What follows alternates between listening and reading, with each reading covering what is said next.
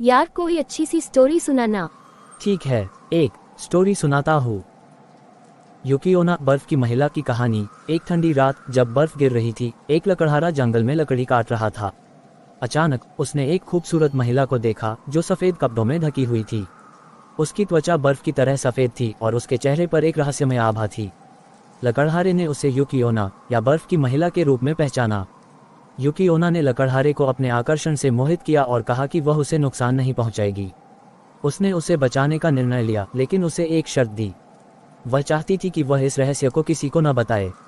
लकड़हारा उसकी सुंदरता से प्रभावित होकर उसकी बात मान गया। कुछ समय बाद लकड़हारा एक सुंदर और प्यारी पत्नी से शादी कर लेता है। लेकिन एक दिन उसने युकियोना का जिक्र अपनी पत्नी से कर दिया। ये सुनकर युकियोना क्रोधित हो गई। वह उस रात अपने पति के पास आए और कहा, तुमने मेरे रहस्य को उजागर किया है, अब तुम्हें इसकी कीमत चुकानी पड़ेगी। इस क्रोध के परिणामस्वरूप युकियोना ने लकड़हारे को ठंडे बर्फीले हाथों से मारा और उसे बर्फ में बदल दिया। उसकी पत्नी ने अपने पति को खो दिया और युकियोना की सुंदरता और क्रोध को समझते हुए वह अकेली रह गई। इस कहानी में प्रेम, विश्वासघात और प्रकृति की द्विआधारी प्रवृत्ति की गहरी थीम है, जो सुनने वालों को एक गहरी सोच में डाल देती है। यार यह कहानी तो अच्छी थी, मुझे भी एक कहानी याद आ रही है। ये कहानी एक छोटे शहर में शुरू होती है, जहाँ लोग रात में एक अजीब आवाज सुनते हैं। टोक टोक। कोई नहीं जानता कि यह आवाज कहाँ से आ रही है, लेकिन जैसे जैसे रात गहराती है यह आवाज और तेज हो जाती है।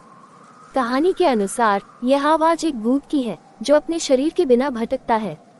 लोग मानते हैं कि यह आत्मा उन लोगों को खोजती है जो बिना बताए सोने के लिए चले जाते हैं।